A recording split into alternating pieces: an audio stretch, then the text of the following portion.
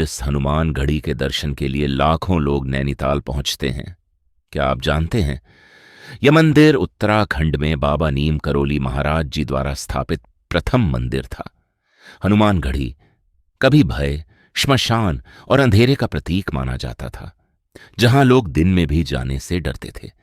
वहीं एक संत ने देखा था भविष्य का एक दिव्य धाम।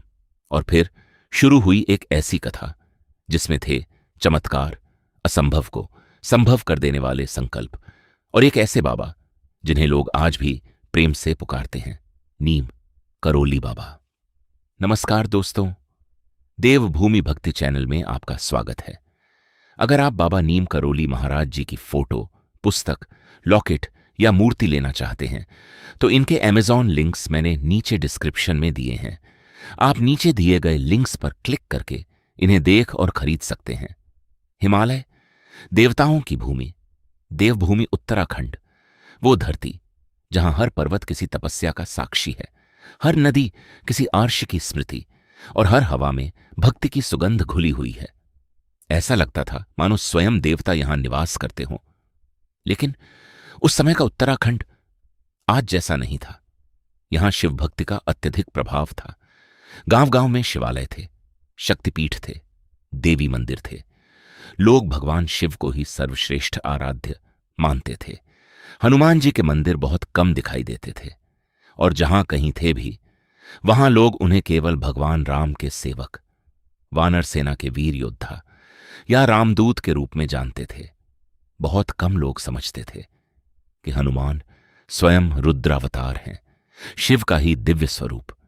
रामायण पढ़ी जाती थी, दशहरे में रामलीला भी होती थी, लेकिन हनुमान भक्ति वैसी व्यापक नहीं थी जैसी आगे चलकर हुई। और शायद यही कारण था कि एक दिव्य संत ने इस भूमि के लिए एक बहुत बड़ा संकल्प लिया। वो संत जिनकी आंखों में करुणा थी, चेहरे पर बाल सुलभ मुस्कान और भीतर अद्भुत आध्यात्मिक शक्ति। लोग उन्हें कई नामों से बुलाते थे, महाराज जी, बाबा, नीम करोली बाबा। कहा जाता है कि सिद्ध पुरुष केवल वर्तमान नहीं देखते, वे आने वाले समय को भी महसूस कर लेते हैं। और शायद महाराज जी ने भी महसूस कर लिया था कि आने वाले समय में कलयुग की पीड़ा से जूझते लोगों को सबसे अधिक आवश्यकता होगी हनुमान कृपा की। महाराज जी जानते थे कलयुग में यदि कोई देवता सबसे शीघ्र प्रसन्न होते हैं तो वे हैं बजरंग बली, जो केवल शक्ति नहीं, भक्ति का भी स्वरूप है, जो केवल बल नहीं, समर्पण भी सिखाते हैं, जो केवल युद्ध नहीं, सेवा का भी प्रतीक है। और तभी महाराज जी ने एक संकल्प लिया। उत्तराखंड की इस भूमि में हनुमान भक्ति का दीप जलाने का संकल्प। लेकिन महाराज जी केवल मंदिर बनाना नहीं चाहते थे। वे जानते थे कि पत्थरों से मंदिर बनाना आसान है, लेकिन लोगों के हृदय में भगवान को स्थापित करना कठिन। इसलिए उन्होंने शुरुआत की जन जन के भीतर हनुमान भक्ति जगाने से। गांव गांव, घर घर रामायण का पाठ होने लगा, विशेष रूप से सुंदरकांड, क्योंकि सुंदरकांड केवल कथा नहीं, आस्था का महासागर है, जहां हनुमान केवल पात्र नहीं बल्कि स्वयं आशा बनकर सामने आते हैं। धीरे धीरे महाराज जी ने लोगों को प्रेरित करना शुरू किया। हनुमान चालीसा पढ़ो। और फिर कुछ ऐसा हुआ जिसे देखकर लोग स्वयं आश्चर्यचकित रह गए। जहां पहले केवल शिव स्तुति सुनाई देती थी, वहीं अब जय हनुमान ज्ञान गुण सागर की ध्वनि भी गूंजने लगी। महाराज जी का प्रभाव केवल शब्दों में नहीं था, उनके भीतर एक ऐसी शक्ति थी जो बिना बोले भी लोगों के हृदय बदल देती थी। कई लोग कहते थे कि बाबा केवल एक बार किसी को देख लेते और उसके भीतर भक्ति जाग उठती। किसी को राम नाम का जप शुरू हो जाता, किसी को हनुमान चालीसा याद हो जाती, किसी की आंखों से बिना कारण आंसू बहने लगते। धीरे धीरे लोग महसूस करने लगे कि यह कोई साधारण संत नहीं है, इनके भीतर कुछ दिव्य है, कुछ ऐसा जो शब्दों से परे है। फिर एक समय ऐसा आया जब उत्तराखंड के कई क्षेत्रों में सामूहिक सुंदरकांड होने लगे। रात भर रामायण का पाठ, भजन, कीर्तन, हनुमान चालीसा, और उन सब के केंद्र में होते थे महाराज जी, लेकिन यह तो केवल शुरुआत थी।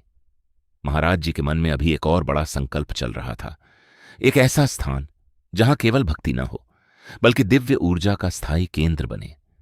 एक ऐसा धाम जहां आने वाला हर व्यक्ति हनुमान कृपा का अनुभव कर सके। और फिर एक दिन महाराज जी की दृष्टि पड़ी नैनीताल की एक भयावह पहाड़ी पर। एक ऐसा स्थान जहां लोग शाम होते ही जाना बंद कर देते थे, जहां श्मशान था, जहां रहस्यमयी घटनाएं होती थीं, जहां रात में अजीब रोशनियां दिखाई देती थीं।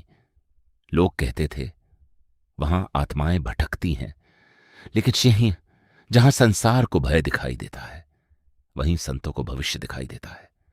महाराज जी उस पहाड़ी को देर तक देखते रहे, मानो वे उस स्थान के भीतर छिपे भविष्य को देख रहे हों। और फिर धीरे से बोले, यहीं बनेगा हनुमान जी का धाम। कुछ भक्त चौंक गए। बाबा, वहां वहां तो कोई जाता भी नहीं, वो जगह अशुभ मानी जाती है। लेकिन महाराज जी मुस्कुराए, क्योंकि वे जानते थे जहां हनुमान का नाम बस जाए वहां भय टिक नहीं सकता। शायद उसी क्षण हनुमान घड़ी की नींव रखी जा चुकी थी। भले ही मंदिर अभी बना नहीं था, लेकिन संकल्प हो चुका था। और संत का संकल्प साधारण इच्छा नहीं होता, वह तो ईश्वर की इच्छा का ही विस्तार होता है। जिस भूमि को लोग श्मशान समझते थे उसे महाराज जी ने भविष्य के तीर्थ और अब में देखा। शुरू होने वाली थी एक ऐसी दिव्य यात्रा जिसमें भय भी था, चमत्कार भी। नैनीताल पहाड़ों के बीच बसा हुआ एक सुंदर नगर। दिन में देखने पर ऐसा लगे मानो धरती पर उतरा हुआ स्वर्ग, लेकिन हर सुंदरता के पीछे कुछ रहस्य भी छिपे होते हैं। और नैनीताल में एक स्थान ऐसा भी था जिसका नाम सुनकर ही लोग सहम जाते थे। यह वही स्थान था जहां आगे चलकर बनने वाली थी हनुमान घड़ी। लेकिन उस समय वहां केवल वीरानी थी।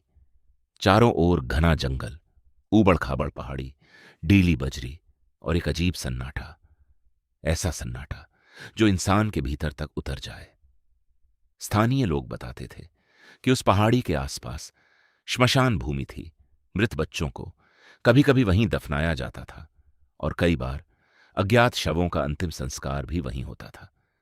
दिन में भी लोग वहां अकेले जाने से बचते थे, लेकिन रात होते ही वह स्थान और भी भयावह हो जाता था।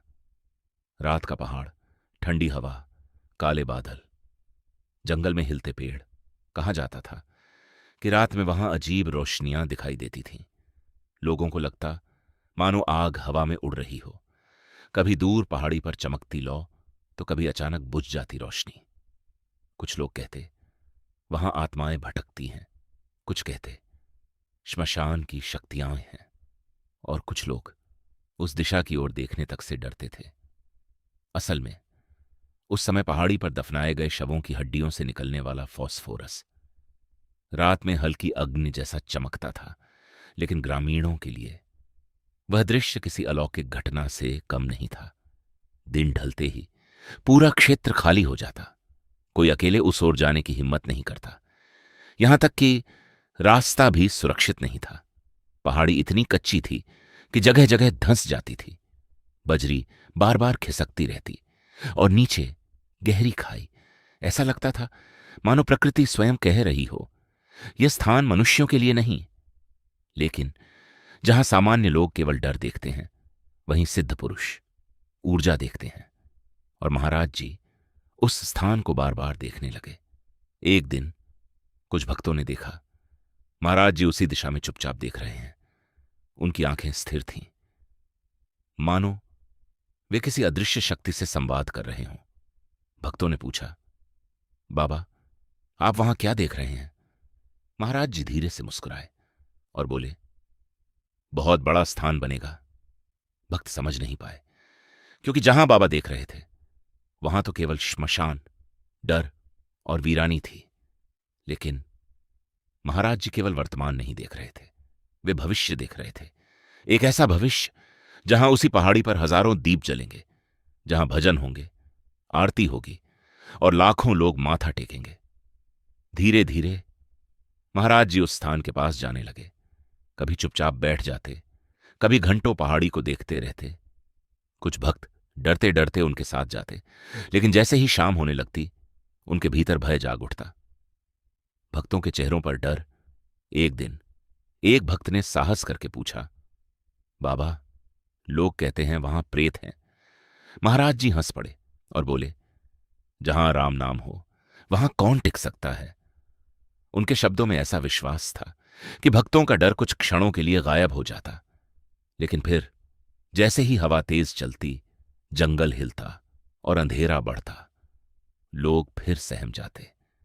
महाराज जी जानते थे कि केवल मंदिर बनाना पर्याप्त नहीं होगा।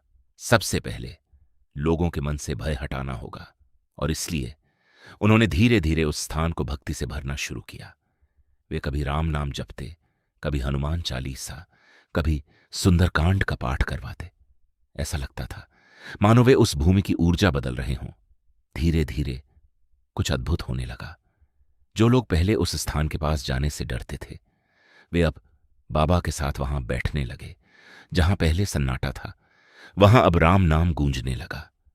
जहां भय था, वहां भक्ति आने लगी।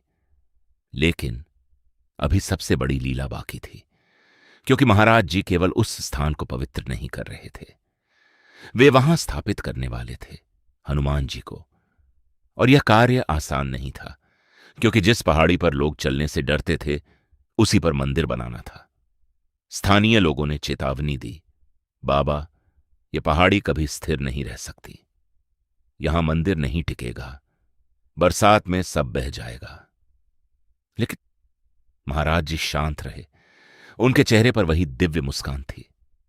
शायद वे जानते थे कि यह कार्य किसी इंसान का नहीं, स्वयं हनुमान जी का है। और जहां हनुमान की इच्छा हो, वहां पर्वत भी झुक जाते हैं। कहा जाता है कि उस समय कई लोगों ने महाराज जी के आसपास एक अलग ऊर्जा महसूस करनी शुरू कर दी थी। कुछ लोगों को वहां बैठते ही शांति मिलती, कुछ की आंखों से आंसू बहने लगते, कुछ बिना कारण राम राम जपने लगते, मानो वो भयावह भूमि धीरे धीरे तपोभूमि बन रही हो। और फिर एक दिन महाराज जी ने निर्णय लिया। अब समय आ गया था पहाड़ी पर पहला कदम रखने का। वह दिन आगे चलकर इतिहास बनने वाला था, क्योंकि उसी दिन श्मशान की वीरान भूमि पर भक्ति का पहला दीप जलने वाला था। नैनीताल की ठंडी हवाएं, ऊंचे देवदार के वृक्ष, घाटियों में उतरता कोहरा, और उन्हीं पहाड़ियों के बीच एक साधारण सा दृश्य। सड़क किनारे बना एक पैरापेट, पत्थरों की छोटी सी दीवार, जहां लोग कुछ देर बैठकर विश्राम करते थे। लेकिन जल्द ही वही स्थान एक दिव्य सत्संग का केंद्र बनने वाला था। महाराज जी प्रतिदिन शाम के समय उस सड़क किनारे आकर बैठ जाते। साधारण कंबल, चेहरे पर मुस्कान, आंखों में अनोखी शांति। वे कभी कुछ बोलते नहीं थे, बस चुपचाप बैठकर आने जाने वालों को देखते रहते। पहले पहल लोग उन्हें साधारण संत समझते थे। कोई प्रणाम करके आगे बढ़ जाता, कोई चुपचाप दूर से देखता, कोई प्रसाद रख देता। लेकिन धीरे धीरे लोगों को महसूस होने लगा कि इस बाबा में कुछ अलग है। कई बार ऐसा होता कि कोई व्यक्ति मन में प्रश्न लेकर आता और पूछने से पहले ही महाराज जी उत्तर दे देते। कोई बीमार बच्चे की चिंता लेकर आता तो बाबा कहते, ठीक हो जाएगा। कोई आर्थिक परेशानी में होता तो बाबा मुस्कुरा देते, और कुछ दिनों बाद उसकी समस्या सचमुच हल हो जाती। धीरे धीरे लोग वहां रुकने लगे। पहले 1-2, फिर 5, फिर 10, और देखते ही देखते सड़क किनारे बाबा के आसपास एक छोटी सी भक्त मंडली बनने लगी। कोई चाय बना देता, कोई लकड़ी ले आता, कोई प्रसाद बांटता, और फिर वहीं बैठकर शुरू हो जाते राम नाम, भजन, हनुमान चालीसा। कल्पना कीजिए उस दृश्य की। एक और गहरी खाई, ऊपर हिमालय की ठंडी हवा, सामने बैठे महाराज जी और आसपास बैठे भक्त। कोई मंजीरा बजा रहा है, कोई धीमी आवाज में गा रहा है, श्री राम जय जय राम। और यह सब इतनी सहजता से हो रहा था मानो कोई अदृश्य शक्ति सब संचालित कर रही हो। कई बार महाराज जी घंटों कुछ नहीं बोलते थे, लेकिन भक्त कहते, कि उनकी मौन उपस्थिति ही मन को बदल देती थी। कुछ लोग वहां बैठते ही रोने लगते, कुछ को भीतर अनोखी शांति महसूस होती, और कुछ लोग जो पहले कभी मंदिर नहीं जाते थे अब रोज बाबा के पास आने लगे। एक दिन एक ग्रामीण ने अपने मित्र से कहा, अजीब बात है, पहले इस रास्ते से गुजरने में डर लगता था, लेकिन अब यहां आते ही मन शांत हो जाता है। शायद यही महाराज जी की सबसे बड़ी लीला थी। वे बिना शोर किए लोगों के भीतर परिवर्तन ला रहे थे। धीरे धीरे वहां छोटे छोटे भंडारे भी होने लगे। कोई गुड़ ले आता, कोई चना, कोई चाय पत्ती, और महाराज जी सबको प्रेम से बैठाकर खिलाते। उनके लिए अमीर गरीब में कोई अंतर नहीं था। जो भी आया वह बाबा का हो गया। उस समय वहां बिजली नहीं थी, ना कोई बड़ा आश्रम, ना कोई भवन। फिर भी वहां एक अजीब आकर्षण था। लोग दूर दूर से आने लगे, क्योंकि खबर फैलने लगी थी नैनीताल की पहाड़ी पर एक बाबा बैठे हैं। उनके पास बैठते ही मन बदल जाता है। रात के समय जब अधिकांश लोग अपने घर लौट जाते, तब भी कुछ भक्त महाराज जी के साथ वहीं रुक जाते। ठंडी हवा, अंधेरा, दूर जंगल की आवाजें, लेकिन बाबा के पास बैठते ही भय गायब हो जाता। रात का अलाव, भक्त कंबल ओढ़े बैठे हुए, पीछे अंधेरी पहाड़ी। एक रात एक नए भक्त ने डरते हुए पूछा, बाबा, यहां तो लोग कहते हैं प्रेत हैं।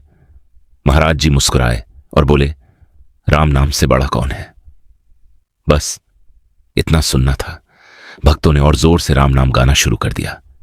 श्री राम जय जय राम। उस रात पहली बार श्मशान भूमि के आसपास भय नहीं, भक्ति गूंज रही थी। दिन बीतते गए और महाराज जी अब कभी कभी सड़क से ऊपर उस बजरी वाली पहाड़ी की ओर भी जाने लगे। भक्त घबरा जाते, क्योंकि वह स्थान अभी भी सुरक्षित नहीं था। जगह जगह मिट्टी धंसती थी, पत्थर खिसकते थे, लेकिन महाराज जी बिना भय के ऊपर चले जाते। एक दिन कुछ भक्तों ने देखा महाराज जी उस पहाड़ी पर काफी देर तक बैठे रहे, मानो वहां किसी अदृश्य शक्ति को स्थापित कर रहे हों। उस दिन के बाद भक्तों की संख्या तेजी से बढ़ने लगी। लोग कहते थे, वहां अब पहले जैसा डर नहीं लगता, कुछ बदल गया है। और सचमुच कुछ बदल रहा था। श्मशान भूमि धीरे धीरे सिद्ध भूमि बन रही थी। अब वहां नियमित रूप से होने लगे सुंदर कांड पाठ, हनुमान चालीसा, भजन कीर्तन, छोटे भंडारे, और हर कार्यक्रम के केंद्र में होते थे महाराज जी। लेकिन महाराज जी के मन में अभी एक और बड़ा कार्य बाकी था। वे केवल भजन नहीं करवाना चाहते थे, वे वहां स्थापित करना चाहते थे हनुमान जी को। और अब समय करीब आ रहा था जब महाराज जी उस पहाड़ी पर पहला स्थायी आसन लगाने वाले थे। किसी को अंदाजा नहीं था कि आगे क्या होने वाला है, क्योंकि जिस स्थान पर लोग कदम रखने से डरते थे, वहीं अब हनुमान घड़ी की नींव रखी जाने वाली थी। सुबह का समय था। नैनीताल की पहाड़ियों पर हल्का कोहरा फैला हुआ था। ठंडी हवा देवदार के वृक्षों से टकराकर अजीब ध्वनि पैदा कर रही थी। और सड़क किनारे महाराज जी शांत बैठे हुए थे। कुछ भक्त उनके आसपास बैठे थे। कोई चाय बना रहा था, कोई राम नाम जप रहा था। लेकिन उस दिन महाराज जी कुछ अलग लग रहे थे। उनकी दृष्टि बार बार उसी भयावह पहाड़ी की ओर जा रही थी। कोहरे से ढकी पहाड़ी, बाबा का शांत चेहरा, धीमी हवा में उड़ता कंबल। अचानक महाराज जी उठे। उन्होंने बिना कुछ कहे पहाड़ी की ओर चलना शुरू कर दिया। भक्त एक दूसरे का चेहरा देखने लगे, क्योंकि जिस दिशा में बाबा जा रहे थे वहां जाने की हिम्मत लोग दिन में भी मुश्किल से करते थे। एक भक्त घबराकर बोला, बाबा, उधर रास्ता बहुत खराब है। दूसरा बोला, वहां मिट्टी धंसती रहती है। लेकिन महाराज जी रुके नहीं। वे शांत भाव से आगे बढ़ते रहे। वह पहाड़ी साधारण नहीं थी। जगह जगह ढीली बजरी, बारिश से कटे हुए रास्ते, ऊपर लटकते पत्थर, हर कदम पर खतरा। कई बार लोगों का पैर फिसल जाता और नीचे गहरी खाई दिखाई देती। लेकिन महाराज जी ऐसे चल रहे थे मानो स्वयं पर्वत उनका रास्ता बना रहा हो। भक्त डरते डरते उनके पीछे चलने लगे। कुछ लोग नीचे ही रुक गए। क्योंकि उनका भय अभी भी खत्म नहीं हुआ था। लेकिन जो ऊपर गए वे जीवन भर उस दिन को नहीं भूल पाए। पहाड़ी के ऊपर पहुंचकर महाराज जी एक स्थान पर जाकर बैठ गए। चारों ओर वीरानी, नीचे घाटी, ऊपर खुला आकाश और बीच में एक संत पूर्ण शांति में बैठे हुए। कुछ क्षणों तक पूरा वातावरण बिल्कुल शांत हो गया।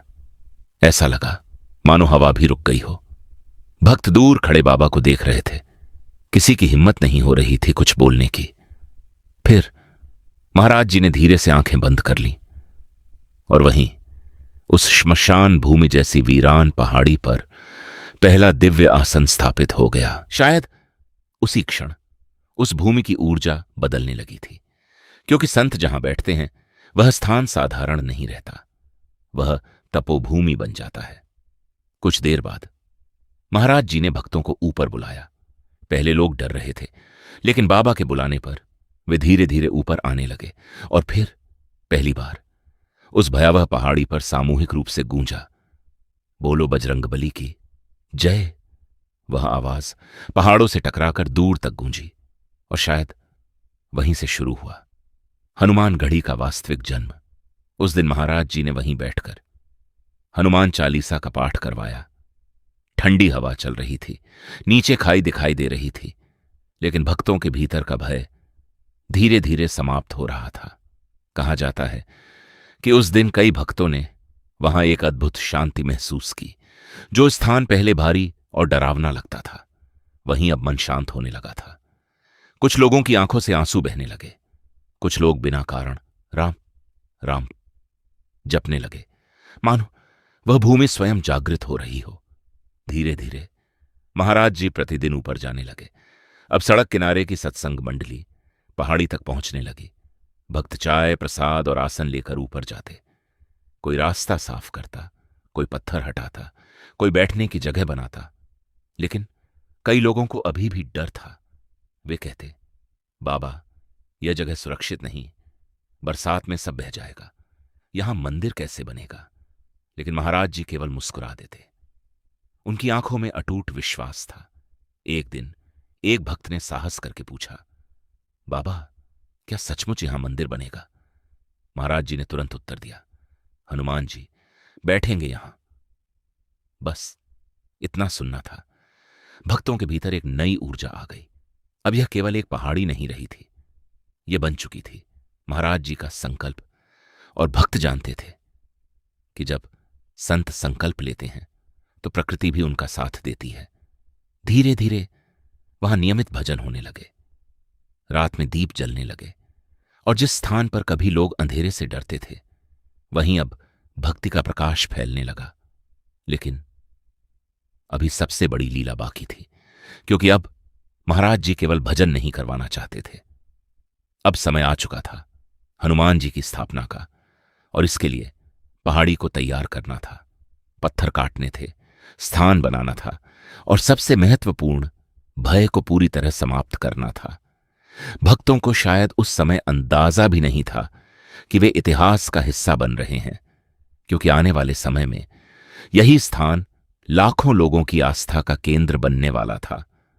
लेकिन महाराज जी जानते थे कि यह केवल शुरुआत है, क्योंकि उनका उद्देश्य केवल सत्संग करना नहीं था। वे उस भूमि पर स्थापित करना चाहते थे स्वयं पवन पुत्र हनुमान को। एक सुबह ठंडी हवा चल रही थी, आकाश बादलों से ढका हुआ था। महाराज जी पहाड़ी पर बैठे दूर क्षितिज की ओर देख रहे थे। कुछ भक्त उनके पास बैठे थे। अचानक महाराज जी ने शांत स्वर में कहा, अब यहां हनुमान जी को बैठाना है। कुछ क्षणों के लिए पूरा वातावरण शांत हो गया। भक्त एक दूसरे को देखने लगे, क्योंकि वे जानते थे यह कोई साधारण बात नहीं थी। एक भक्त ने पूछा, बाबा यहां? महाराज जी मुस्कुराए और बोले, हां यहीं। बस उस दिन से शुरू हो गई हनुमानगढ़ी स्थापना की तैयारी। लेकिन यह कार्य आसान नहीं था। पहाड़ी अभी भी कच्ची थी, जगह जगह मिट्टी धंसती थी, पत्थर खिसकते थे, कोई स्थायी रास्ता नहीं था। और सबसे बड़ी बात, वहां निर्माण सामग्री पहुंचाना लगभग असंभव था। फिर भी भक्त जुड़ गए। किसी ने फावड़ा उठाया, किसी ने टोकरी, किसी ने पत्थर हटाने शुरू किए। लोग घंटों मेहनत करते। धीरे धीरे पहाड़ी पर जगह बनाई जाने लगी। कई बार काम करते करते मिट्टी अचानक खिसक जाती। लोग डर जाते, लेकिन महाराज जी केवल एक बात कहते, डरो मत, हनुमान जी का काम है। और आश्चर्य की बात, हर बार कोई बड़ा नुकसान होने से बच जाता।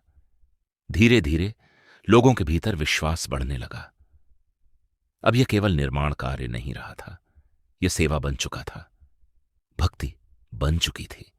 कहा जाता है कि कई भक्त अपनी नौकरी खत्म करके सीधे पहाड़ी पर पहुंच जाते। कोई लकड़ी लाता, कोई पानी, कोई प्रसाद, और रात तक सेवा चलती रहती। फिर एक दिन मूर्ति लाने की बात शुरू हुई। भक्तों के मन में उत्साह था, लेकिन चिंता भी, क्योंकि इतनी ऊंचाई तक भारी मूर्ति पहुंचाना बहुत कठिन कार्य था। लेकिन महाराज जी शांत थे, मानो उन्हें पहले से पता हो कि सब अपने आप होता चला जाएगा। आखिरकार हनुमान जी की मूर्ति लाई गई। जब भक्तों ने पहली बार उस मूर्ति को देखा तो उनकी आंखें भर आईं। ऐसा लग रहा था मानो स्वयं बजरंग बली उस भूमि पर आने वाले हों। अब सबसे कठिन कार्य था मूर्ति को पहाड़ी के ऊपर ले जाना। रस्सियां बांधी गईं। लोग दोनों ओर खड़े हुए। धीरे धीरे जयकारों के बीच मूर्ति ऊपर ले जाई जाने लगी। बोलो पवन पुत्र हनुमान की जय, बजरंग बली की जय। पूरी पहाड़ी जयकारों से गूंज उठी। लेकिन रास्ता आसान नहीं था। कई जगह पैर फिसलते, पत्थर खिसकते, लोग थक जाते। लेकिन हर बार महाराज जी की आवाज आती, धीरे, कुछ नहीं होगा। और फिर सब सामान्य हो जाता। घंटों की कठिन मेहनत के बाद आखिरकार मूर्ति उस स्थान तक पहुंचा दी गई जहां महाराज जी ने आसन लगाया था। भक्तों की आंखों में आंसू थे, क्योंकि उन्हें लग रहा था कि वे किसी साधारण घटना का नहीं, एक दिव्य इतिहास का हिस्सा बन रहे हैं। फिर महाराज जी ने संकेत दिया। स्थापना की तैयारी शुरू हो गई। दीप जलाए गए, फूल सजाए गए, घंटियां बजने लगीं, और पहली बार उस पहाड़ी पर विधिवत आरती की तैयारी हुई। जैसे ही शंख बजा, पूरा वातावरण बदल गया। ठंडी हवा अचानक तेज हो गई। आकाश में बादल घूमने लगे। कुछ भक्तों ने कहा, उन्हें लगा मानो पूरी पहाड़ी जीवित हो उठी हो। फिर महाराज जी ने स्वयं हनुमान जी की स्थापना करवाई। उस क्षण कई भक्त भावुक होकर रो पड़े, क्योंकि जिस भूमि को लोग श्मशान कहते थे, वहीं अब हनुमान विराजमान हो चुके थे। लेकिन उसी आरती के दौरान कुछ ऐसा हुआ जिसने वहां मौजूद हर व्यक्ति को स्तब्ध कर दिया। आरती चल रही थी, घंटियां बज रही थीं। तभी अचानक पहाड़ी के नीचे से दो विशाल सांड ऊपर आते दिखाई दिए। एक काला, एक सफेद, दोनों असामान्य रूप से शांत थे। कुछ लोग डर गए, क्योंकि पहाड़ी संकरी थी और इतने बड़े सांड कभी भी किसी को घायल कर सकते थे। लेकिन जो आगे हुआ वह किसी ने सपने में भी नहीं सोचा था। दोनों सांड सीधे हनुमान जी की मूर्ति के पास पहुंचे और फिर धीरे से अपना सिर झुका दिया। पूरा वातावरण स्तब्ध हो गया। भक्त सांस रोककर देखने लगे। फिर कुछ क्षण बाद दोनों सांड मुड़े और धुंध में गायब हो गए। लोग समझ नहीं पाए कि यह क्या था, लेकिन महाराज जी शांत बैठे मुस्कुरा रहे थे, मानो वे सब पहले से जानते हों। आरती समाप्त हो चुकी थी, लेकिन वहां उपस्थित भक्त अभी भी स्तब्ध थे। कुछ लोगों के हाथ कांप रहे थे, कुछ बार बार नीचे उस रास्ते की ओर देख रहे थे जहां से वे दोनों सांड आए थे। पहाड़ी बहुत संकरी थी, चारों ओर डीली मिट्टी, नीचे गहरी खाई। ऐसी जगह पर दो विशाल सांडों का अचानक ऊपर आ जाना अपने आप में आश्चर्य था, लेकिन उससे भी बड़ा रहस्य यह था कि वे दोनों असामान्य रूप से शांत थे। न उन्होंने किसी को नुकसान पहुंचाया, न कोई आक्रामकता दिखाई। वे सीधे आए, हनुमान जी के सामने रुके और फिर मानो किसी अदृश्य शक्ति को प्रणाम करके शांत भाव से चले गए। कुछ भक्त डर के कारण नीचे उतरना चाहते थे। एक व्यक्ति बोला, बाबा, यह शुभ संकेत तो है ना? दूसरा बोला, इतनी ऊंचाई पर सांड आए कैसे? लेकिन महाराज जी अब भी शांत बैठे थे। उनके चेहरे पर हल्की मुस्कान थी। कुछ देर तक वे मौन रहे, फिर धीरे से बोले, वे साधारण सांड नहीं थे। यह सुनते ही सभी भक्त एकदम चुप हो गए। महाराज जी ने आगे कहा, वे सिद्ध पुरुष थे। यह सुनकर भक्तों के शरीर में सिहरन दौड़ गई, क्योंकि हिमालय की भूमि में सदियों से यह मान्यता रही है कि कई सिद्ध संत, योगी और दिव्य आत्माएं अलग अलग रूप धारण करके विचरण करती हैं। कहा जाता है कि जहां कोई महान आध्यात्मिक कार्य होता है, वहां अदृश्य रूप से सिद्ध आत्माएं उपस्थित होती हैं, और शायद हनुमानगढ़ी की स्थापना भी ऐसा ही एक दिव्य कार्य था। भक्त अब और भी ध्यान से महाराज जी की बातें सुनने लगे। एक वृद्ध भक्त ने धीरे से पूछा, बाबा, क्या वे यहां आशीर्वाद देने आए थे? महाराज जी मुस्कुराए और बोले, हनुमान जी को प्रणाम करने आए थे। उस क्षण कई भक्तों की आंखों से आंसू बहने लगे, क्योंकि उन्हें एहसास हो चुका था कि वे केवल एक मंदिर निर्माण नहीं देख रहे, वे किसी दिव्य लीला के साक्षी बन रहे हैं। उस दिन के बाद हनुमानगढ़ी के प्रति लोगों की श्रद्धा और भी बढ़ गई। अब लोग केवल बाबा से मिलने नहीं आते थे, वे उस भूमि की दिव्यता अनुभव करने आने लगे। धीरे धीरे ये बात आसपास के क्षेत्रों में फैल गई। नैनीताल की पहाड़ी पर चमत्कार हो रहा है। वहां सिद्ध पुरुष आते हैं, बाबा कोई साधारण संत नहीं। और फिर जो लोग पहले उस स्थान को अपवित्र मानते थे, वे भी अब श्रद्धा से आने लगे। कुछ लोग प्रसाद लेकर आते, कुछ फूल, कुछ घी के दीपक, और शाम होते होते पूरा वातावरण भक्ति से भर जाता। लेकिन महाराज जी का कार्य अभी पूरा नहीं हुआ था, क्योंकि अब सबसे बड़ी चुनौती सामने थी, मंदिर निर्माण, और वह भी एक ऐसी पहाड़ी पर जो हर समय ढंसने को तैयार रहती थी। स्थानीय लोग अब भी कहते थे, यहां स्थायी निर्माण असंभव है, बरसात में सब गिर जाएगा, ये पहाड़ी टिक नहीं सकती। कई इंजीनियर जैसे लोग भी देखकर हैरान होते। उन्हें समझ नहीं आता था कि इतनी डीली बजरी पर मंदिर कैसे टिकेगा। लेकिन महाराज जी हर बात सुनकर केवल मुस्कुरा देते। पहाड़ी से खिसकती मिट्टी, बारिश के बाद टूटते किनारे। एक दिन एक भक्त ने चिंतित होकर कहा, बाबा, अगर पहाड़ी धंस गई तो? महाराज जी ने तुरंत उत्तर दिया, हनुमान जी संभालेंगे। बस इतना सुनते ही भक्तों का भय फिर समाप्त हो गया। धीरे धीरे लोगों ने महसूस करना शुरू किया कि जहां पहले मिट्टी लगातार खिसकती थी, अब वहां स्थिरता आने लगी है। जहां रास्ते टूट जाते थे, वहां रास्ते टिकने लगे। यह परिवर्तन केवल बाहरी नहीं था, लोगों के भीतर भी बदलाव हो रहा था। जो लोग पहले भय में जीते थे, अब सेवा में आनंद महसूस करने लगे। जो लोग पहाड़ी से दूर भागते थे, अब रोज वहां आने लगे, भक्त सेवा करते हुए, पत्थर लगाते हुए, हंसते हुए राम नाम जपते लोग।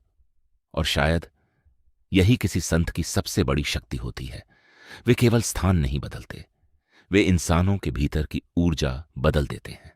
कहा जाता है कि उस समय कई भक्तों को सपनों में भी हनुमान जी के दर्शन होने लगे थे।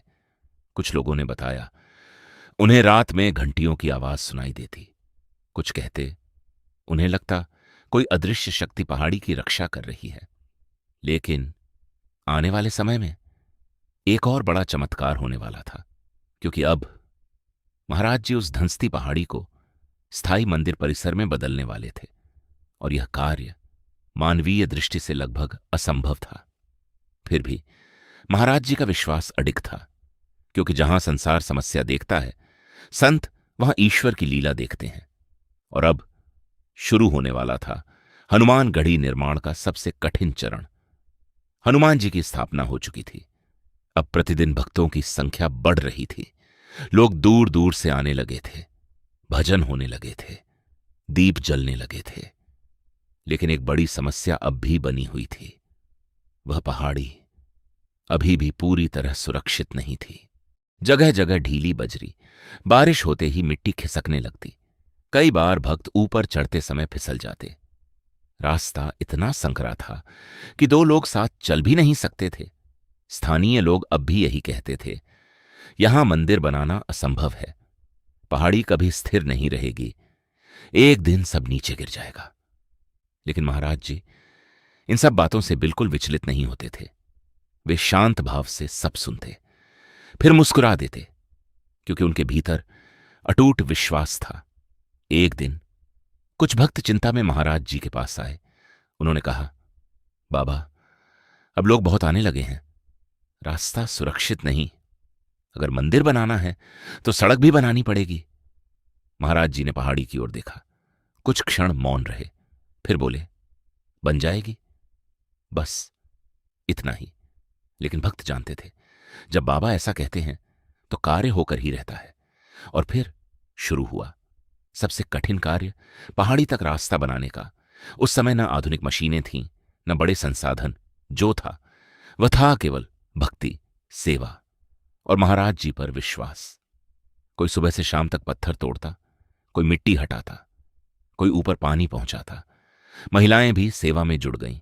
कोई चाय बनाती, कोई प्रसाद, कोई मजदूरों के लिए भोजन। धीरे धीरे उस वीरान पहाड़ी पर सेवा का एक अद्भुत वातावरण बनने लगा।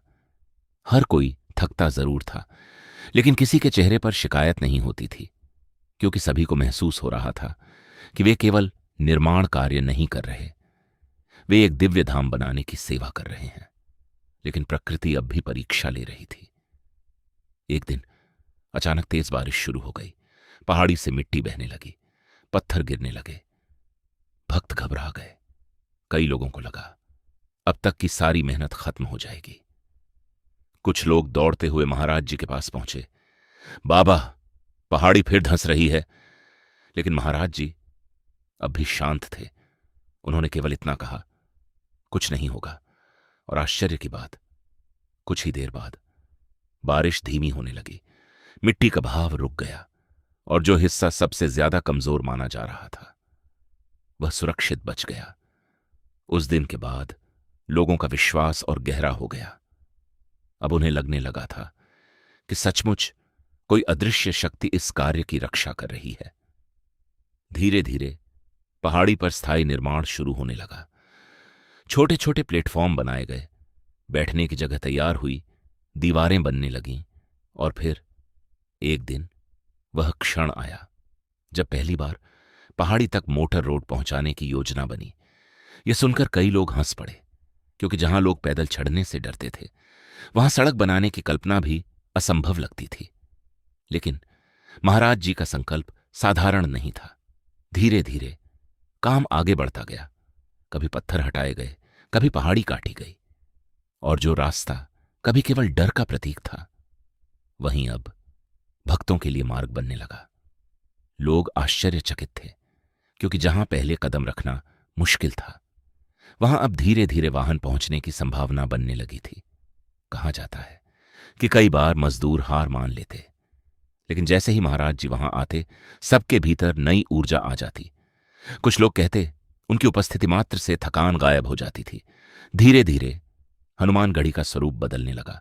जहां कभी केवल श्मशान और वीरानी थी वहां अब मंदिर, सत्संग स्थल, भंडारे की व्यवस्था, भक्तों के बैठने के स्थान सब बनने लगे। और सबसे अद्भुत बात, वह पहाड़ी जो हमेशा धंसती रहती थी अब स्थिर होती जा रही थी।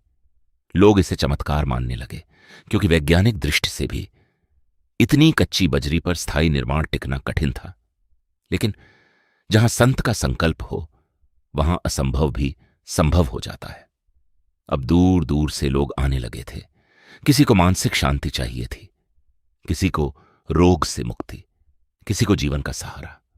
और आश्चर्य, कई लोग वहां से लौटते समय कहते, कुछ बदल गया, मन हल्का हो गया। ऐसा लगा जैसे हनुमान जी सचमुच वहां विराजमान हैं। लेकिन हनुमानगढ़ी का स्वरूप धीरे धीरे स्पष्ट होने लगा था। भक्तों की संख्या बढ़ती जा रही थी, भजन कीर्तन निरंतर हो रहे थे, और अब हनुमानगढ़ी पूरी तरह जागृत होने लगी थी। दूर दूर से लोग आने लगे, भंडारे होने लगे, विशाल सत्संग होने लगे। लेकिन प्राण प्रतिष्ठा समारोह की तैयारी पूरे उत्साह से चल रही थी। भक्त दूर दूर से आने वाले थे, विशाल भंडारे की व्यवस्था हो रही थी, मंदिर को सजाया जा रहा था, पूरा वातावरण भक्ति से भरा हुआ था।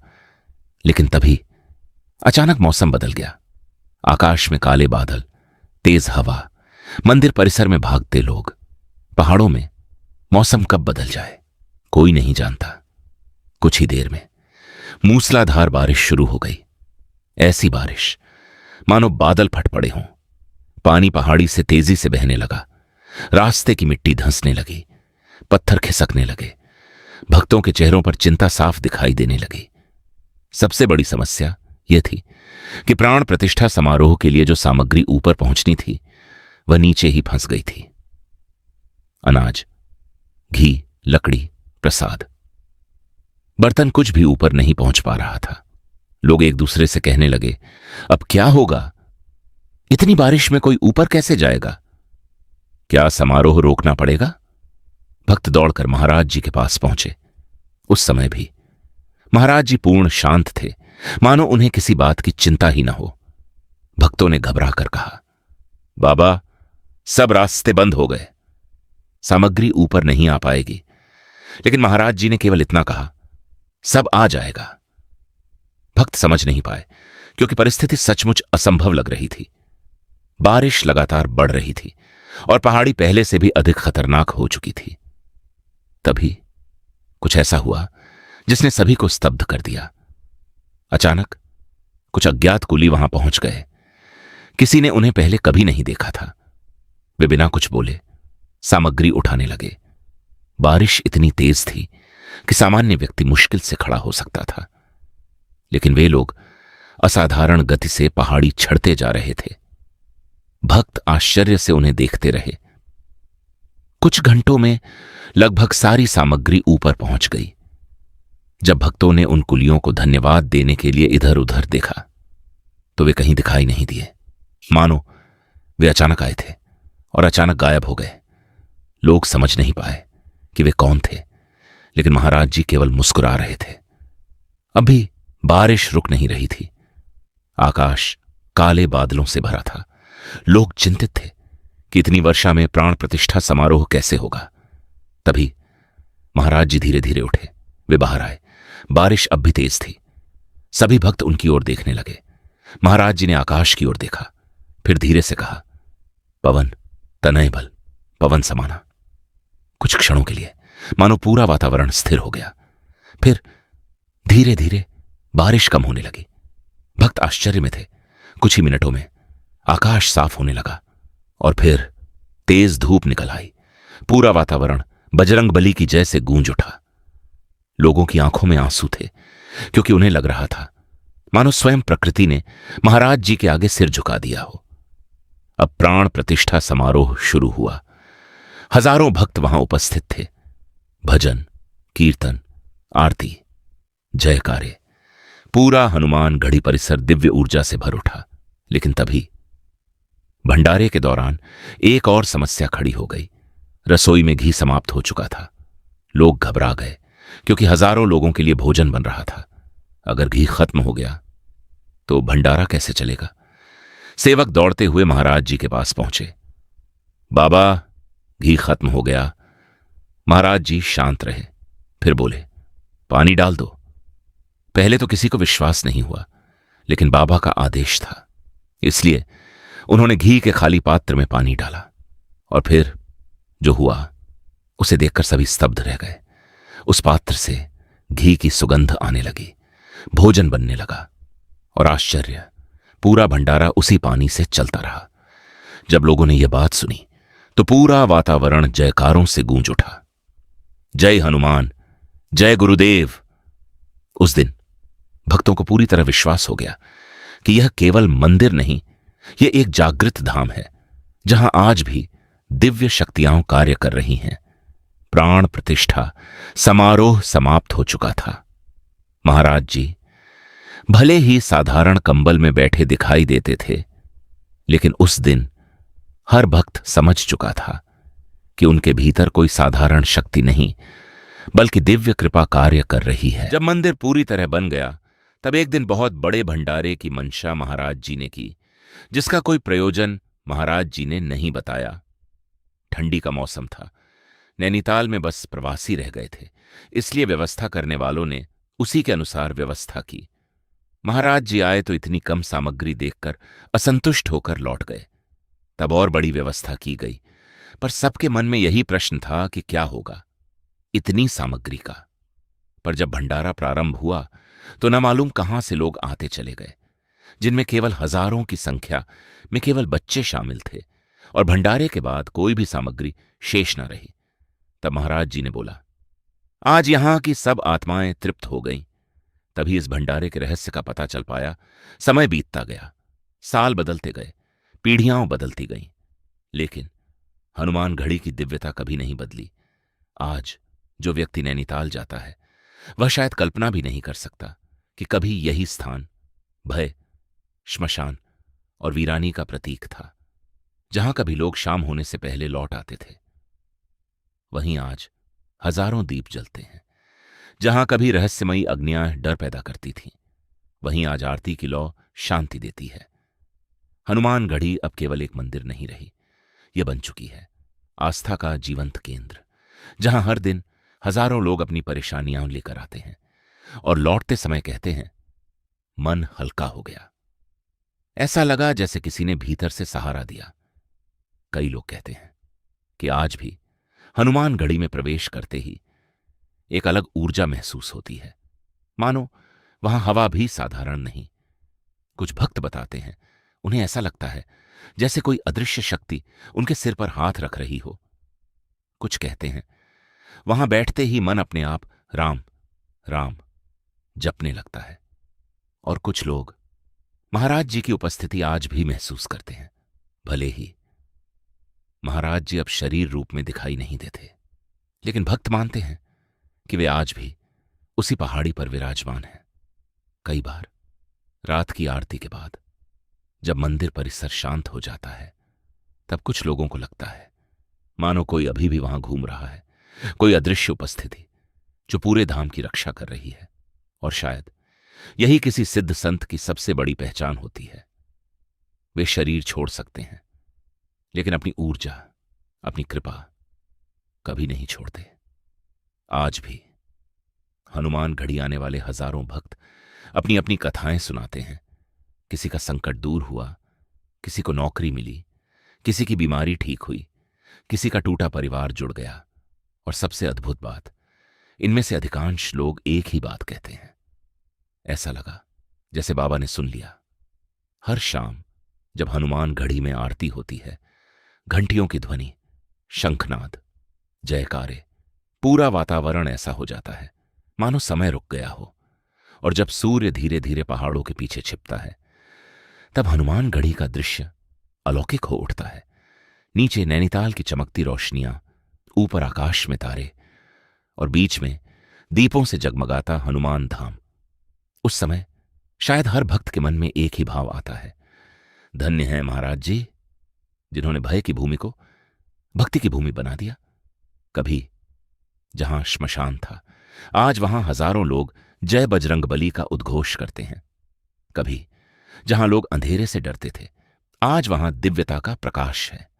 और शायद यही इस कथा का सबसे बड़ा संदेश है कि जहां सच्चे संत का संकल्प हो, वहां भय समाप्त हो जाता है, अंधकार प्रकाश में बदल जाता है, और असंभव संभव हो जाता है।